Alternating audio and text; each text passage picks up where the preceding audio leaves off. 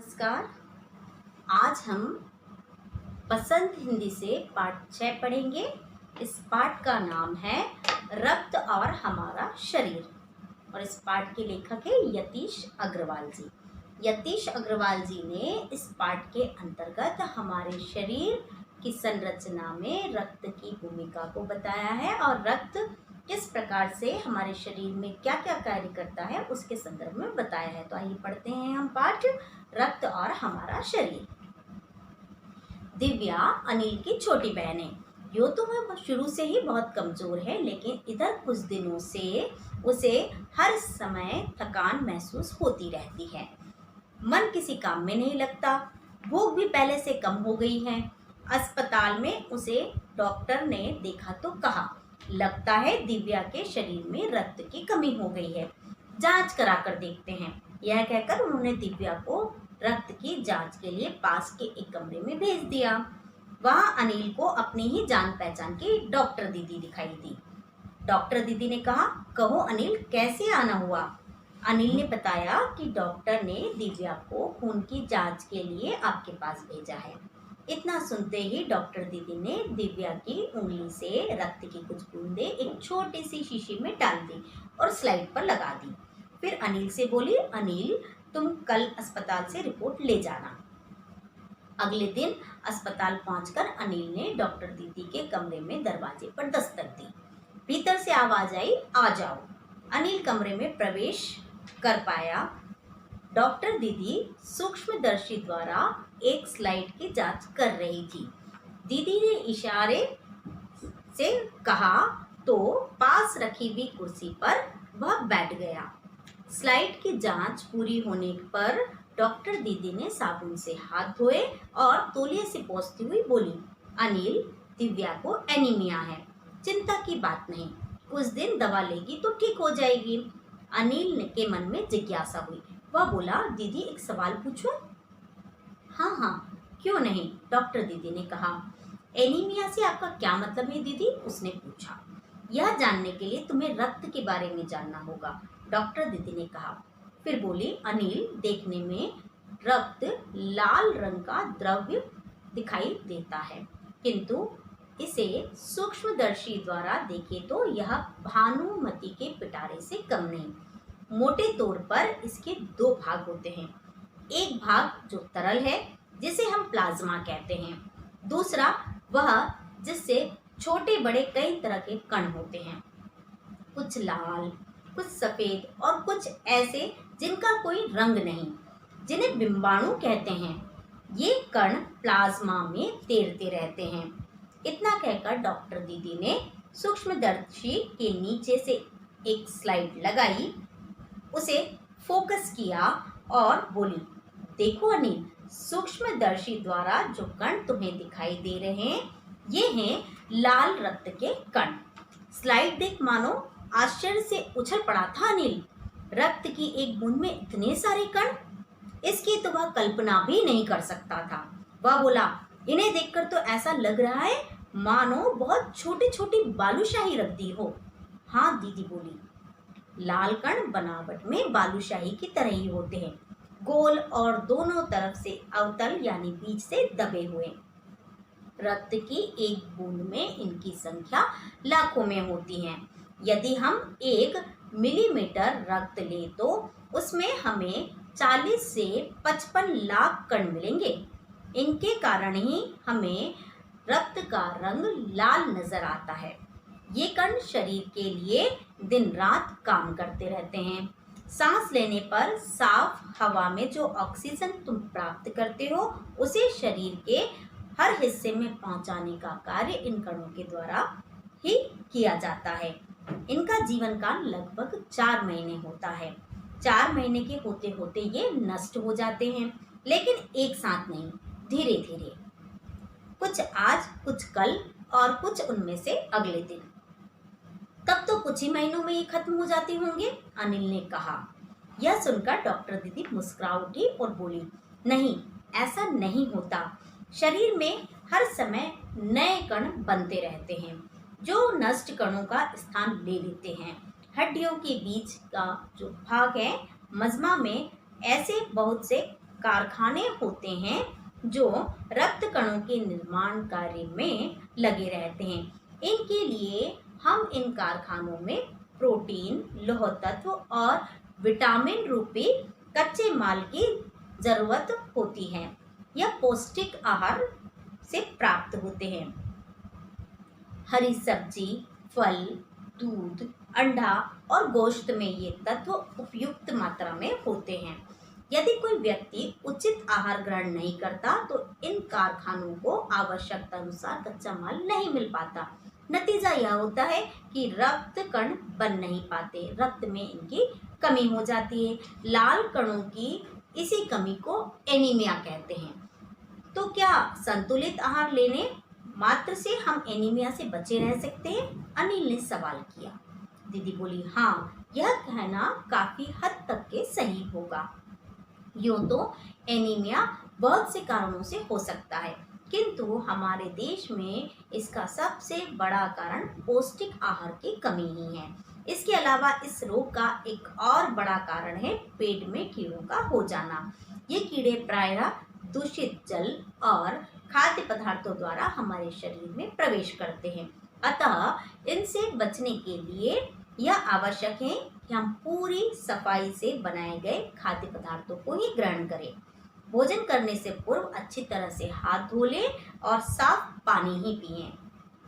और हाँ अनिल, एक किस्म के कीड़े भी हैं जिनके अंडे जमीन के ऊपरी सतह में पाए जाते हैं। इन अंडों से उत्पन्न हुए लार्वे त्वचा के रास्ते शरीर में प्रवेश कर आंतों में अपना घर बना लेते हैं। इनसे बचने का सहज उपाय यह है कि शौच के लिए हम शौचालय का ही प्रयोग करें और इधर उधर नंगे पैर न घूमें। दीदी, यह तो बहुत ही महत्वपूर्ण बात बताई आपने, अनिल बोला। वह पल भर सोच में डूबा रहा, फिर बोला, आपने बताया था कि रक्त में सफेद कण और बिंबाणु भी होते हैं। शरीर में उनका क्या काम है? दीदी बोली, सफेद कण वास्तव में हमारे शरीर के वीर सिपाही हैं। जब रोगाणु शरीर पर धावा बोलने की कोशिश करते हैं तो सफेद कण उनसे डटकर मुकाबला करते हैं और जहां तक कि संभव हो पाता है रोगाणुओं को भीतर घर नहीं करने देते। बस संक्षेप में ये मान लो कि वे बहुत से रोगों से हमारी रक्षा करते हैं। और बिंबाणुओं का काम है चोट लगने पर रक्त जमाव की क्रिया में मदद करना। रक्त के तरल भाग प्लाज्मा में एक विशेष किस्म का प्रोटीन होता है जो रक्त वाहिका की कटी फटी दीवार में मकड़ी के समान एक जाला बुन देता है। बिंबाणु इस जाले में चिपक जाते हैं और इस तरह दीवार में आई दरार भर जाती है, जिससे रक्त बाहर निकलना बंद हो जाता है। अनिल बोला, दीदी लेकिन घाव गहरा हो तो तब तो खून बहता ही चला जाता है। हाँ, ऐसे समय में उस व्यक्ति को जल्दी से डॉक्टर के पास ले जाना चाहिए। समझने पर ऐसी स्थिति से निपटने के लिए कुछ टांके लगाने पड़ सकते हैं, किंतु डॉक्टर के पास पहुंचने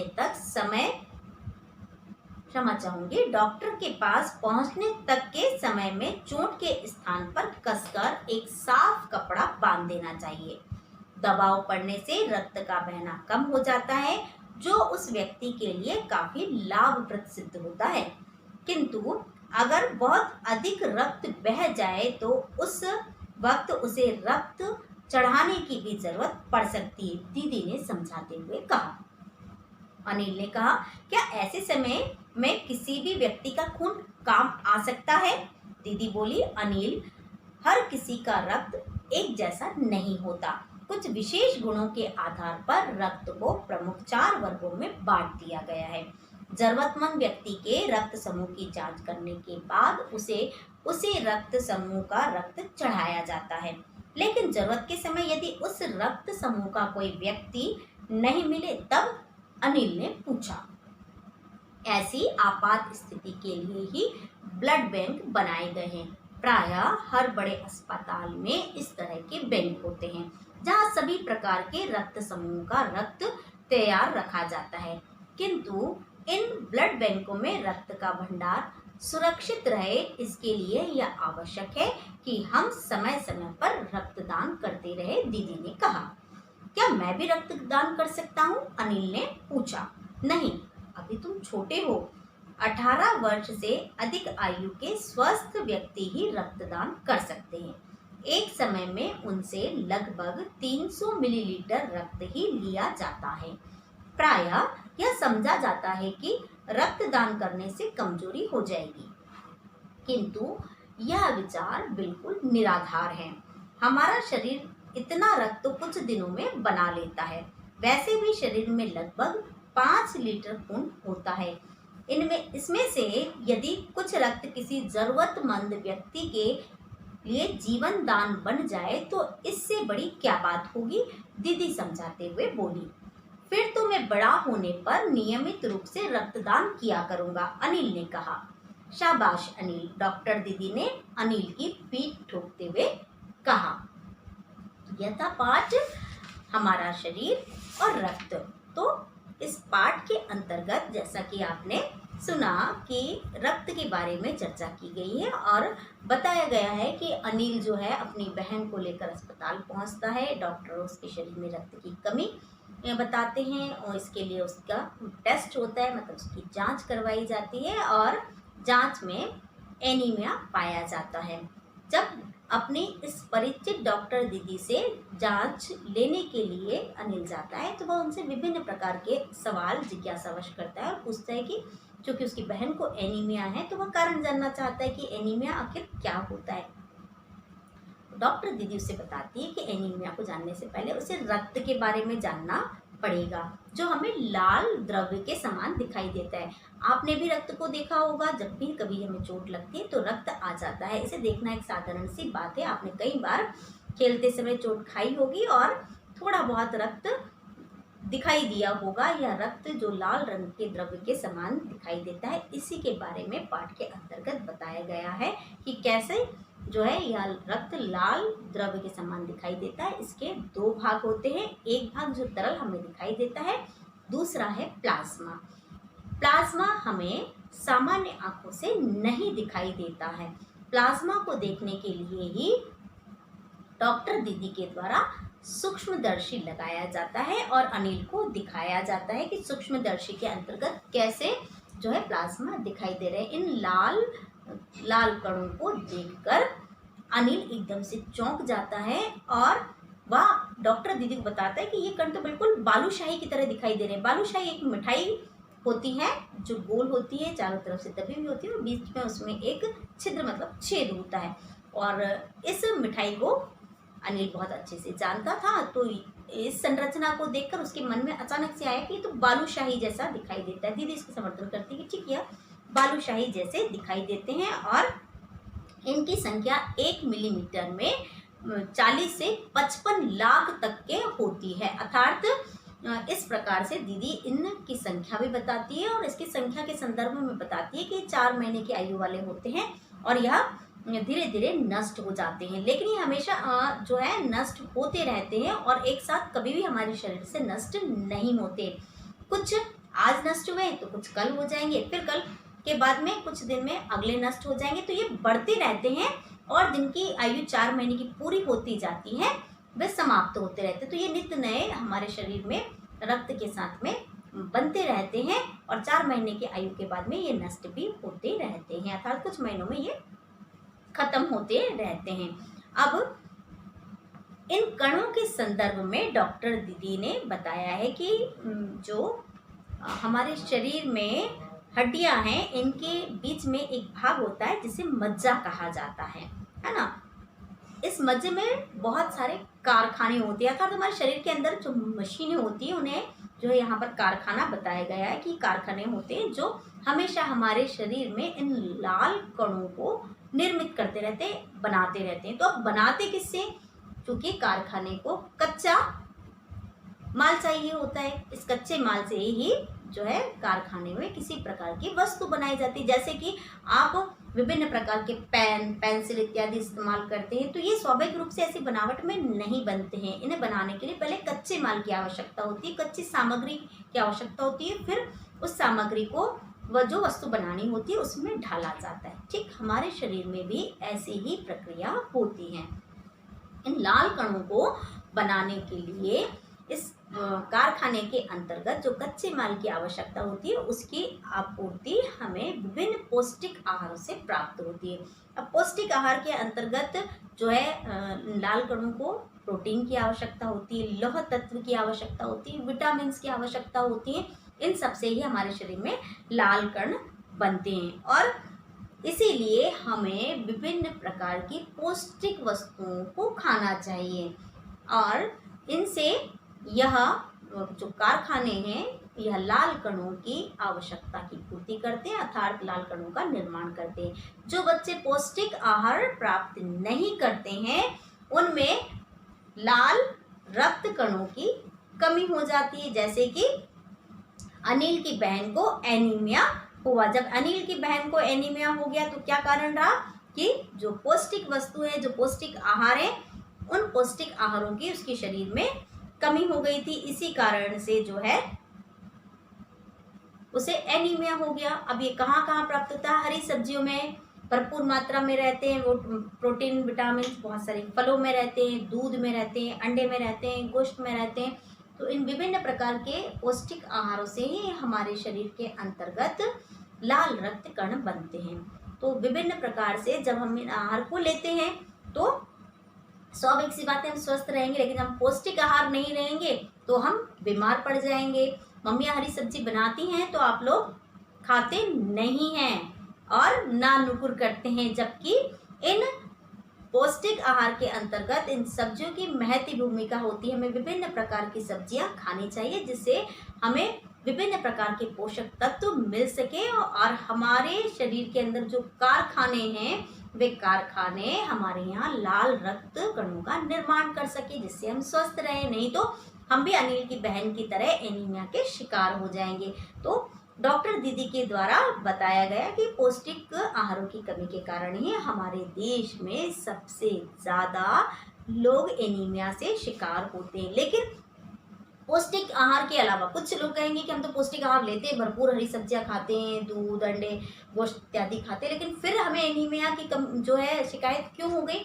तो उसका कारण बताते हुए डॉक्टर दीदी बताती हैं कि इसके अतिरिक्त एनीमिया होने का एक और सबसे प्रमुख कारण है कि हम दूषित जल अर्थात जो है बेकार जल और जो खाद्य पदार्थ हैं उन खाद्य पदार्थों को खाने से हमारे शरीर में कीड़े हो जाते हैं। तो हमारे पेट में जो कीड़े हो जाते हैं वे कीड़े भी हमें क्या करते हैं? एनीमिया से ग्रस्त कर देते हैं। इसीलिए हमेशा कहा जाता है कि अच्छी तरह से साबुन से हाथ धोकर हमें भोजन करना चाहिए, साफ स्वच्छ स्थान पर साफ स्वच्छ जल पीना चाहिए और अच्छा खाद्य पदार्थ ग्रहण करना चाहिए, सफाई के साथ में ग्रहण करना चाहिए ताकि हम स्वस्थ रहें। तो इस प्रकार से जो है दीदी ने अनिल को बताया।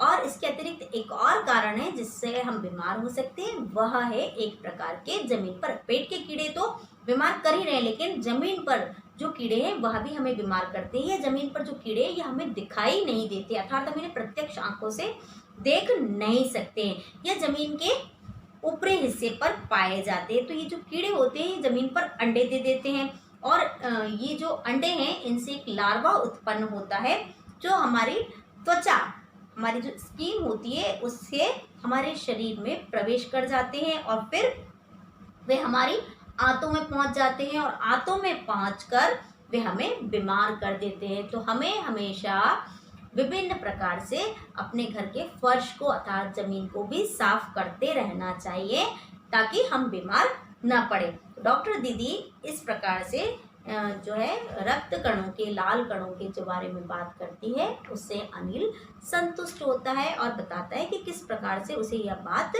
समझ में आ गई है। आगे डॉक्टर दीदी बताती है कि जब हमें चोट लगती है, जो बिंबाणु हैं वो हमारे शरीर में क्या कार्य करते हैं? तो बिंबाणु जो है हमारे शरीर में जब चोट लगेगी, जब चोट लग जाती है तो क्या होता है? खून निकल आता है। जब रक्त निकलेगा तो रक्त निकलने के स्थान पर चूंकि हमें वहां पर चोट लगी हुई, तो हमारी जो रक्त वाहिका है जो उस समय पर कट पड़ जाती है, वह उस दीवार पर, अर्थात दीवार किसे कहा गया है, वह स्थान जहां से रक्त हमें चोट लगने पर निकलेगा, उस स्थान पर मकड़ी के समान एक जैसे मकड़ी जाला बनाती है, आपने मकड़ी का जाला देखा होगा ना, वैसा एक जाला बना देती है, और उस जाले पर जाकर हमारे शरीर के जो बिंबाणु है वे जाकर चिपक जाते हैं, और जब वे चिपक जाते हैं तो वह जो दीवार है जिसमें दरार आई है, जहाँ चोट लगी हुई है, वे बिंबाणु उसे भर देते हैं, अर्थात वे वहां जाकर चिपक जाते हैं, तो दीवार के अंदर का रास्ता बंद हो जाता है, इसीलिए हमारे शरीर के अंदर से रक्त बाहर नहीं आ पाता है। तो ये एक प्रकार से हमारा सुरक्षा कवच होते हैं जो हमारे शरीर से रक्त को बाहर नहीं निकलने देते हैं, अर्थात हमारी सहायता ही करते हैं। लेकिन अनिल पूछता है कि यदि चोट गहरी हो उस समय पर क्या होगा, तो उस समय के लिए जो है डॉक्टर दीदी बताती है कि अगर चोट गहरी हो तो हमें तुरंत जिस व्यक्ति को चोट लगी है उसे डॉक्टर के पास में ले जाना चाहिए, और हो सकता है क्योंकि चोट कम होगी तो बिंबाणु अपनी सत्ता बना लेंगे और उस चीज को वही रोक देंगे, अर्थात वो रिपेयर कर देंगे। लेकिन जब ऐसा नहीं होगा और रक्त निकलता ही जाएगा घाव गहरा होने के कारण, तो टाँके लगाने पड़ेंगे, है ना। जैसे मम्मी सिलाई करती है ना, आपने देखा होगा अपने घर में अपनी माता को, कई बार कुछ कपड़े फट जाते हैं तो मम्मी सुई धागा लेकर सिलाई करती है, ठीक वैसे ही डॉक्टर भी जो है उस जगह पर सिलाई कर देते हैं, टाँके लगा देते हैं, जिससे वह स्थान बंद हो जाता है और रक्त को बाहर आने के लिए जगह नहीं मिलती, तो रक्त रुक जाता है, अर्थात चोट वाले स्थान की जो है सुरक्षा हो जाती है।